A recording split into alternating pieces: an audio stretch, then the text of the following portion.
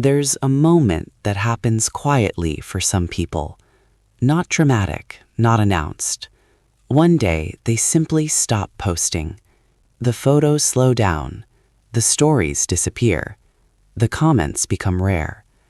And if someone scrolls back through their profile months later, it almost looks like they vanished.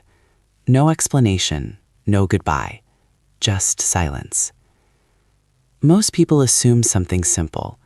Maybe they got bored. Maybe they became antisocial. Maybe life just got busy. But if you've ever been the person who slowly faded away from social media, you know it rarely feels that simple. Because the truth is, when someone disappears like that, it usually isn't random. It's a shift. And strangely, people often misunderstand it. The quiet withdrawal from social media is sometimes labeled as arrogance, or insecurity, or even loneliness. People might think you're avoiding others, or trying to appear mysterious, or rejecting connection. But for many people, that interpretation completely misses what's actually happening internally.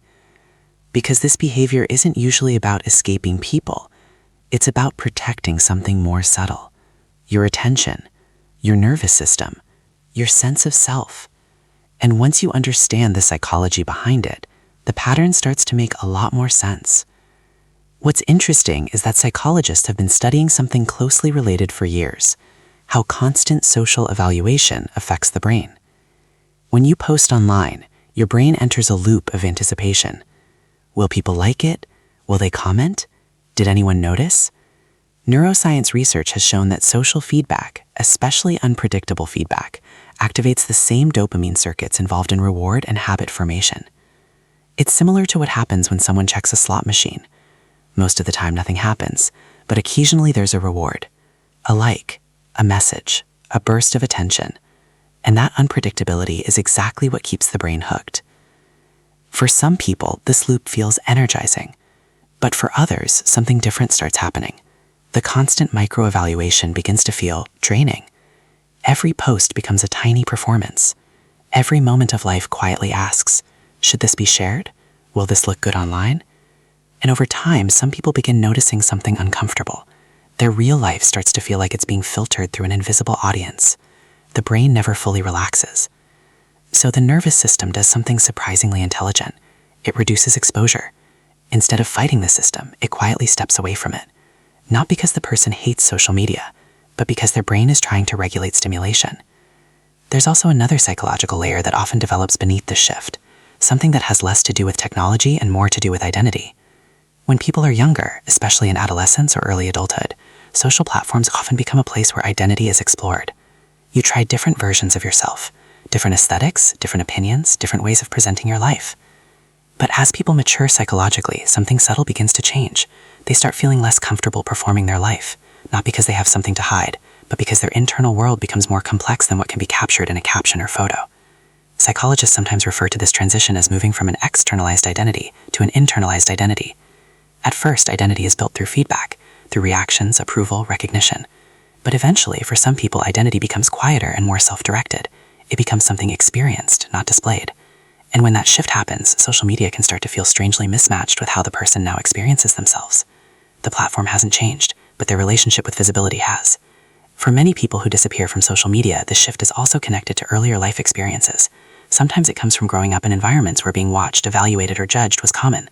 The nervous system becomes sensitive to constant observation. So when adulthood offers the option to step away from that environment, even digitally, the brain often chooses calm over exposure. Other times it comes from emotional exhaustion, years of comparison, subtle competition, or trying to keep up with invisible standards. And at some point, the mind realizes something simple. Life feels different when fewer people are watching. Decisions become quieter, moments become more private, experiences stop turning into content. It's important to say something clearly here. Disappearing from social media isn't inherently better than staying active. Some people thrive in digital spaces. They connect, create, build communities, share ideas. For them, social media expands their world. For others, stepping away expands their world. Neither path is more evolved. They simply reflect different nervous systems, different personalities, different stages of life. But there is a paradox hidden inside this behavior that most people don't notice. The people who disappear from social media are often not withdrawing from life. In many cases, they're moving deeper into it. Without the constant loop of documenting and sharing, experiences begin to feel more immediate. Conversations become more present. Moments become less curated and more real. There's also a quiet freedom that appears when you stop measuring your life against an audience. You no longer have to decide which parts of your life are worth showing. You just live them.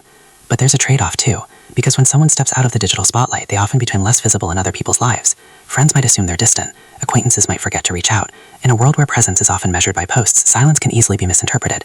And yet, for the people who make this shift, the internal calm often outweighs the social misunderstanding. Something settles. Their attention returns to things that don't generate likes. Long conversations, quiet interests, private thoughts, parts of life that exist without witnesses. And if you happen to be someone who has slowly disappeared from social media, there's a good chance this wasn't a random decision your brain made. It was an adjustment. Your mind recognized that constant visibility wasn't helping it feel stable, present, or authentic, so it did what nervous systems are designed to do. It moved toward balance. That doesn't mean you're antisocial. It doesn't mean you're avoiding the world. And it certainly doesn't mean something is wrong with you. It simply means your brain may value depth of experience more than frequency of expression. Some people document life as unfolds. Others prefer to live it quietly. Both ways of being exist for a reason. Both reveal something about how different minds navigate connection and attention.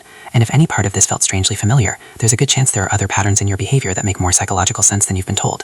Sometimes the things people misunderstand about us are actually clues. Clues about how our minds learn to protect our energy, shape our identity, and move through the world in a way that feels sustainable.